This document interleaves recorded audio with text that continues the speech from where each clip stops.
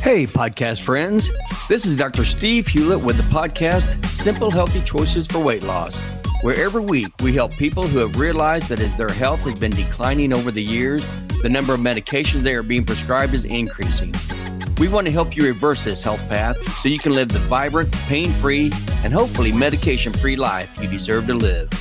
If you'd like even more information on this topic, you can go to Amazon or Audible and pick up my book, Your Plate is Your Fate.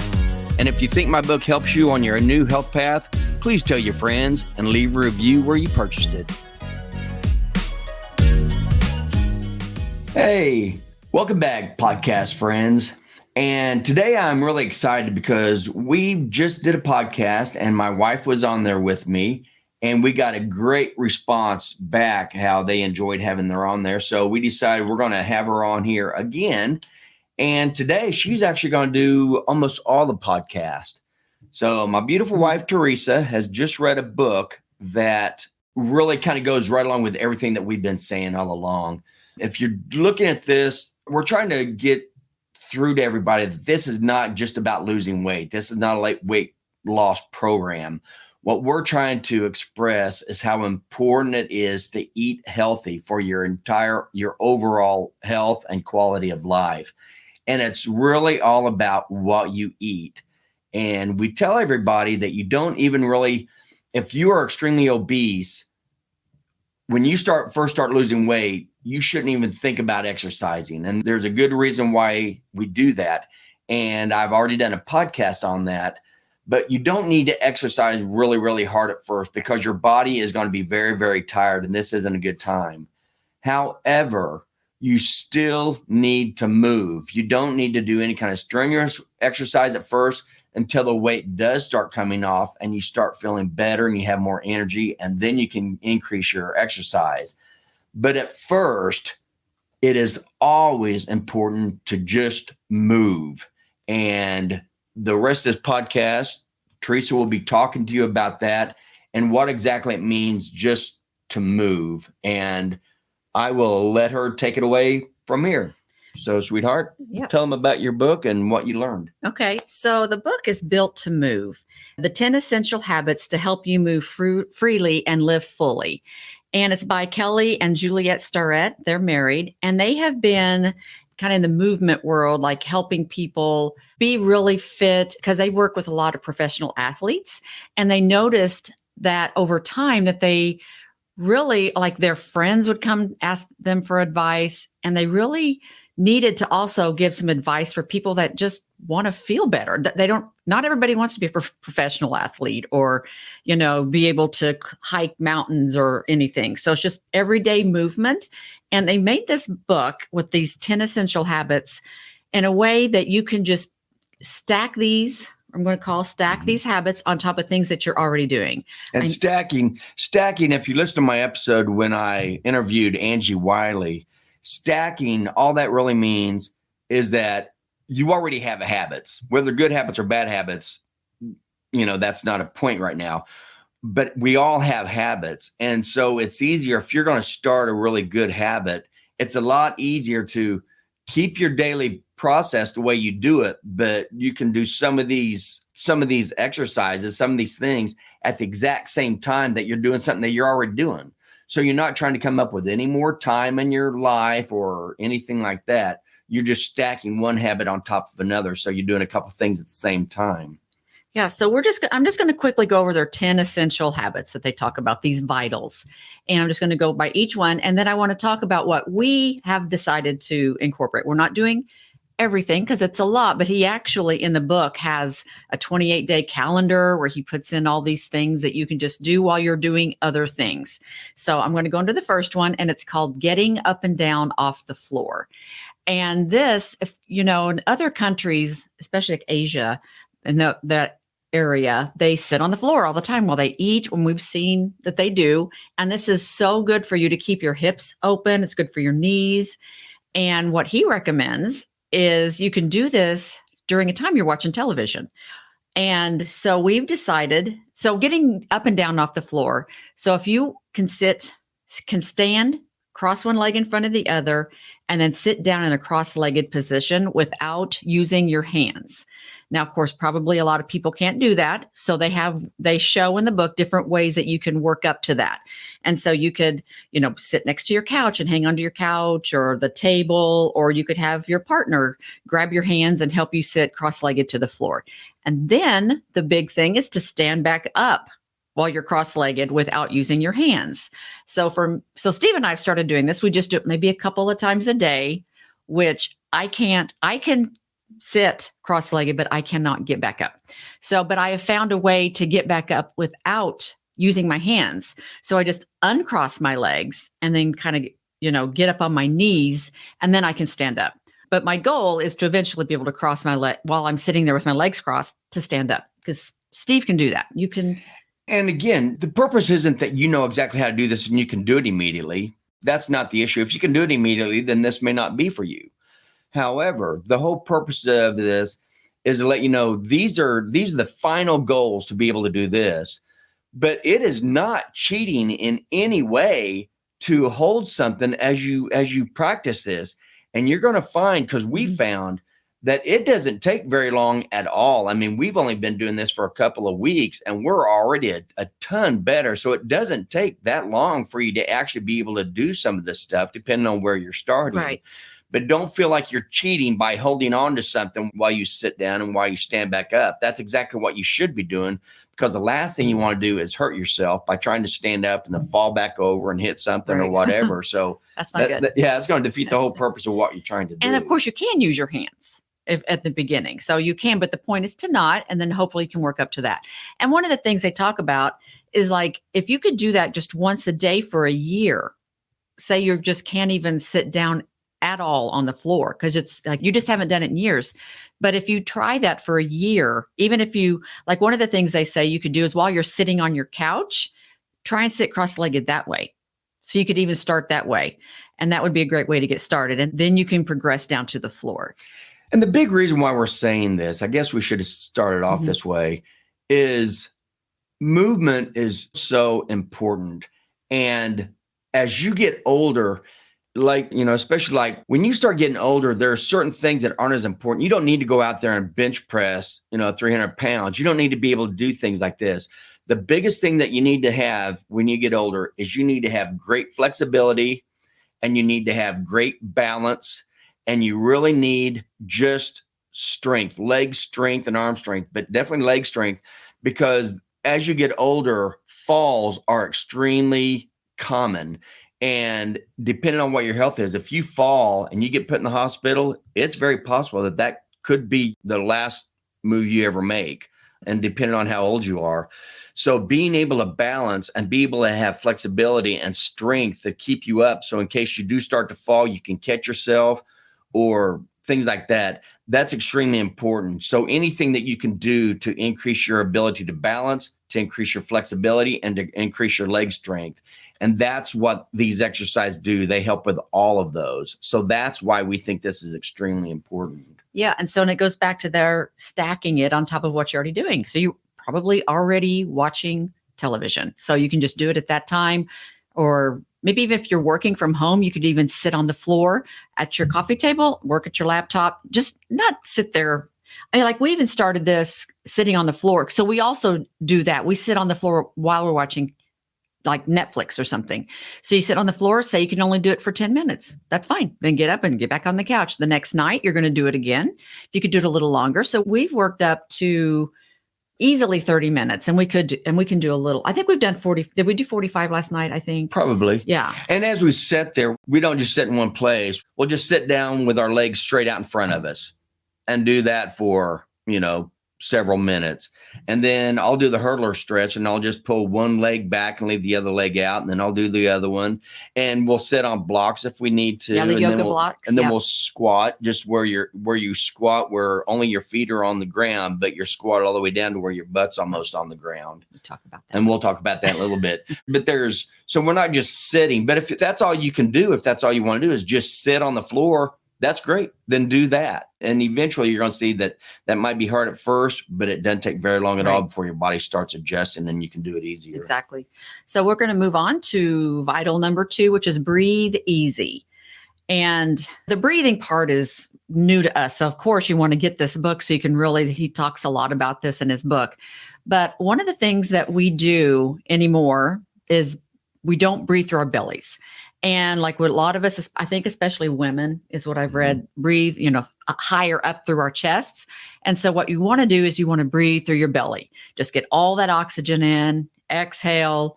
And that's kind of the extent of my breathing. So, but he really goes into it. So once I started reading this, I was like, so he recommends like a book called Breath by James Nestor. And he has a fantastic book. So I read it. And then Wim Hof method, WIM, and then Hof, HOF method. And that's a man's name. His first name is Wim and his last name is Hof. Right. And we HOF. Looked him up. I had heard of him before, but he has a whole breathing. He also does the cold water thing. But those would be two great places to really learn about breathing. And he also talks about belly breathing and nose breathing, because we breathe through our mouths. And we really need to teach ourselves to start breathing through our nose. And I know one thing that we started just a few months ago was we bought some Breathe Right strips. And so those are the strips that go over your nose. And that's just has helped so much. We do that at night. Every night. Yeah, just at night. And that helps us to keep to where our mouths are closed, hopefully. And then we breathe through our noses. And we also found out, and we are not getting any money from them, but we also found out that Breathe Right, the name brand, definitely stayed on our noses a lot better. We got some of the off brands, and every morning we'd wake up and we'd have to go on a search trying to find where our nose strips were. Found them on my dog. Yeah, found them on the dog a couple times. So anyway, the name brand does work better, extra strength. But anyway, that's just one thing to think about, because I hadn't thought about breathing, how important breathing is for us. The third vital is to extend your hips. And so this is what we're doing right now, probably one of my least favorite. So I think for myself, it's really challenging. And I was telling Steve, it's like I may have a little bit of a hard time explaining. So you can be, you want to kind of. Yeah, what we do, and we do this at the same time that we're sitting on the floor and doing our different little, like the hurdler stretch and things like that, and the squats. And this one is you're trying to stretch out your thigh is what you're trying to do, right? Yeah. And so kind of picture yourself laying on your stomach perpendicular to the couch. You're laying on your floor, and you have your knees bent and your shin is flat up against the front of the couch.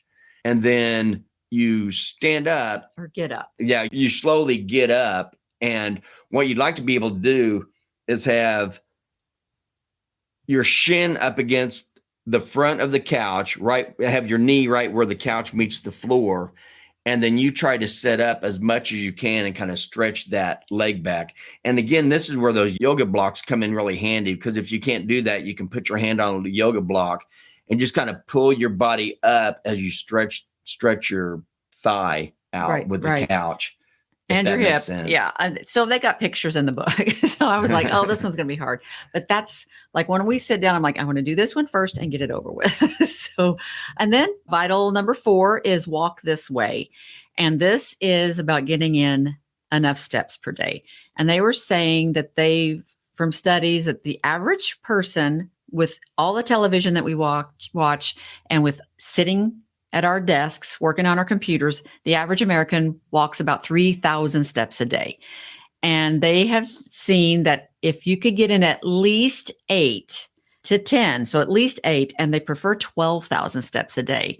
So you don't have to have, a Fitbit or an Apple Watch or anything like that, because if you look up the average person, so this is just a guess. If you were to know how far a mile is, you can get in about 2,500 steps per mile. So we're looking at 4 miles that you would at least want to get in. And so it's not like you have to go buy anything. And this is just walking. Yeah. You don't have to do a run. You don't have to do a jog. Just walk. Just the fact that you're moving is so important for everything in the body. It's important for all your joints. It helps lubricate the joints. It puts stress on your bones. So you actually add calcium to the bone to try to make them strengthen, so you don't have to worry about osteoporosis, or it helps keep you away from getting osteoporosis when you're older. And a big thing is, if you're constipated, movement actually helps your bowels move, just walking. And the other thing is your lymphatic system. And I'm going to do a whole podcast just on the lymphatic system because a lot of people don't realize what it is. But basically, your lymphatic system is just like your cardiovascular system. It runs all along your arteries and your veins. Only this is a system that does not have a pump like the heart. So the heart pumps the blood through the blood vessels, but the lymphatic system doesn't have that. The lymphatic system is full of fat. It's full of different kinds of white blood cells. This is how your body gets rid of diseases. So you may have diseases in your lymphatic system also, and you have to move to get those diseases cleared out of your body. If you're just sitting around doing nothing and you're not moving your lymphatic system, these diseases can build up and end up causing damage to your body. So you've got to move just to move your lymphatic system as well. And again, I'll do another podcast on that later. So we're going to move on to vital number 5, which is future-proof neck and shoulders, which I haven't really done anything. Well, we're not doing anything with this part yet, but he talks about how, like, when they're even just at an airport, anywhere, but that's the story they tell. You can just see, I mean, people are hunched over because we're sitting at computers, we're hunched over and we're looking at our phones all the time. And so he has, of course, some exercises that you can do to help with that. And like I said, we haven't done anything. And it's basically just sitting straight, pulling your shoulders back and be cognizant of your posture as you do everything, as you sit, as you move, everything you do, be very cognizant of keeping your shoulders back and your neck extended. Yeah. Vital number 6 is eat like you're going to live forever. And they say the same thing. It's just eat real food, eat real meat, fruits and vegetables. I mean, that's it. Now they go into a lot, but that's it. Same thing that we say, you just eat real food, get rid of all of the processed food, sugar, flour, all the sweet drinks, get rid of all that. And they talk about that. Vital number 7 is to squat. So that's another thing we do when we are sitting on the floor. And so if you think of, like, if you Google it, you can also see it under Asian squat, how people sit squatted. You think of even a toddler. When you see them and they're just like squatted, like, I don't know, like you're going to go to the bathroom in the woods or something. It's like you are totally squatted down, and keep your feet flat and totally squat down. I can't do this at all. But there are variations, that they show in the book that you can do. One is when you try to squat, you could put books under the heels of your feet.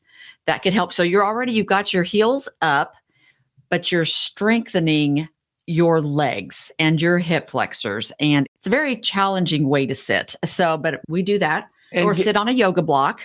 Yeah, yoga ball, a short chair, anything where you can just kind of sit down and stand back up, and you're slowly strengthening those leg muscles, which is exactly what you want to do. And eventually you want to be able to where you can just squat and you don't have to sit on anything. But sitting on something at first, that is perfectly fine. That's normal. You're not supposed to be able to do these things at first. Right. Then vital number 8 is to find your balance. And so this is a huge one because evidently you use it or lose it, your balance, and you don't want to lose your balance as you get older. So they have a couple of tests, and they have one that's called the Solic test. That's stand on one leg, eyes closed. And then the other one is the old man balance test. So the stand on one leg, eyes closed, which they say first you can start off and just try to stand on one leg. And they recommend, like, while you're brushing your teeth, that first minute, stand on your right leg, just lift up the left. And then for the next minute, stand on your left leg. Which goes back to stacking. Right. That's all you're doing. You're going to brush your teeth anyway, and you're going to stand there anyway. Might as well just take one foot off the ground. Right. And then they say, once you get really good at that, close your eyes. And I definitely have done that. And that is dangerous. That is insane how different that is when you close your eyes. So they're like, just, work up to that. Don't ever be out in the middle of a room, trying these things, be next to a wall or a cabinet, and just practice standing on one leg. You're going to really improve your balance. The other thing is the old man balance test. And you can go online. They have YouTube videos showing all this stuff. And so Steve and I do this every morning as well, as we're putting on our socks and shoes. And so you're just going to. And underwear. Oh, and underwear. Yeah. And pants. Yeah, that's true. And so as you're getting dressed, you're going to stand, you're going to lift a leg, you're going to put your sock on, hopefully, and not put your foot down. And then you're going to reach down and grab your shoe and put that on. So they do have video showing you. I think you can understand. So the whole thing, you're balancing on one foot while you put the shoe and sock on the other foot. Right. So, sometimes you got to put that foot down which is fine. But you're already putting your socks and shoes on. I mean, because I would sit down and put my socks and shoes on. They're like, no, stand up and do this balance test. And so it's just, again, another thing to stack on top. And that's another thing you're going to find out. You try doing that at first. If you're not used to do this, if you haven't done this, when you stand on one foot to put your shoes and socks on and your underwear and your pants and everything, it's going to be hard at first and you will probably fall. So be leaning up against something, be standing next to the bed or something when you do this. But you wait. I mean, if you do this for probably not even 2 weeks, you're going to see a huge difference in how much better your balance is. And if you keep that up, you seriously could save your life someday or a hospitalization. So this is no little thing. Yeah. The next is, I think that find your balance was number 8. And then number 9 is create a movement-rich environment.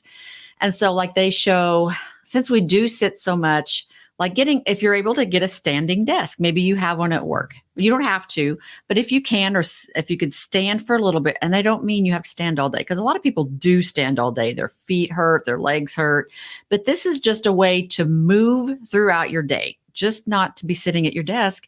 I'm sure, I mean, I've done this before, sit at my desk for like 3 or 4 hours and not even get up. So that's not good. So that's why we have this standing desk. You can stand, you can kind of fiddle, you're moving your legs around. Or if you work from home, or if you have a way that you could even sit at your coffee table, put your laptop there and sit and just sit on the floor. And that's another way you could get sitting on the floor in.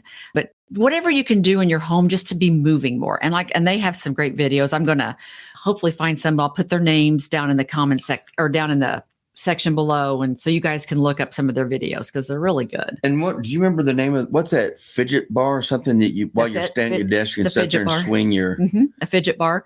It's something you can put underneath your desk, whether you're standing or sitting, and it's got this little rocking motion, and you can be just moving your legs the whole time you're right there. Another thing is when you're standing, which is what we have here. He said to bring in a bar stool. So then you can even kind of what he calls perching. So you just kind of lean back a little bit. Your legs are kind of stuck out. So you're not like in that 90-degree chair, so you're just perching on your bar stool. He really has a ton of really good ideas for you just move every day. Just get up and just move a little bit, or even while you're working, you can even be moving. Even if your chair was big enough at your desk, maybe you could sit cross-legged in your chair. I don't know. And again, fidgeting is good. Yeah. I mean, fidgeting is still movement. So anything that you need to do, that's perfectly fine. And then the vital number 10 is to unleash your superpower, sleep. And Steve's done a podcast, episode 18, where he talks about sleep and the importance of it and some ways that you can make sure that you're getting more sleep. And then, of course, we talked about the nose breathing. That's another way because if you're breathing through your mouth and snoring, you're not getting a good night's sleep. So nose breathing. And there's a ton of information out there on the importance of breathing through your nose and not your mouth too. And we've really found that a lot of interesting stuff on why that is. Yeah. But if you can decrease the mouth breathing and increase your nose breathing even a little bit, you're probably going to find a big difference in a lot of things, in your clarity. But I feel clearer when I start doing that. And especially at night, I've noticed that I sleep with my mouth open a lot. And so I've really been trying to focus on just, especially with the breathe right strips. And now anytime I wake up, that's the first thing I just tend to think about is my mouth open, and I'll hurry up and I'll close and start breathing through my nose again. And there's a lot of interesting information. We may do a whole podcast just on that too, nose breathing. Yeah. Later. So anyway, so that's all the 10 steps that are in this book. Again, it's Built to Move by Kelly Starrett and Juliet Starrett. And I just thought it was a great book. I mean, like we immediately started doing these things. It's like, why not? Yeah, why not? Why not? That's exactly right. And why should you? Because it can definitely increase your quality of life in the future. And why not? There really isn't a reason, because there's things you can do while you're doing other things anyway. So it's no more time, doesn't cost anything, and it definitely can improve your health. So please just move. Exactly. And if you're walking, just do whatever walking you can. We had somebody who did one of our weight loss challenge program in January, and they started off where all they could do was something like 10 steps. And by the end of the month, they were walking all the way down around their block. And just because they weren't used to moving, so they just slowly started moving, and she just started feeling so much better about this. that she kept it up. And she has no idea how much that's going to improve her life if she just continues to do that. Mm-hmm. So, and I'll have all the information, the name of the book again. I'll have it at the bottom in the description. And hopefully you guys will go check it out because I think you'll get a lot out of this book. Yep, we have. Yeah, we definitely have. So that's really, do you have any more? No, nothing else, sweetheart? No, I don't think so. Okay. Well, that's all we have for now. And just like every week, thank you so much for listening and have a great week. And remember, make simple, healthy choices to live a quality life. If you enjoyed this podcast, please hit the subscribe button below and be sure to tell someone else who may want to change their health path as well. And don't forget, you can also purchase my book, Your Plate is Your Fate, on Amazon or Audible. And if you do, please leave a review.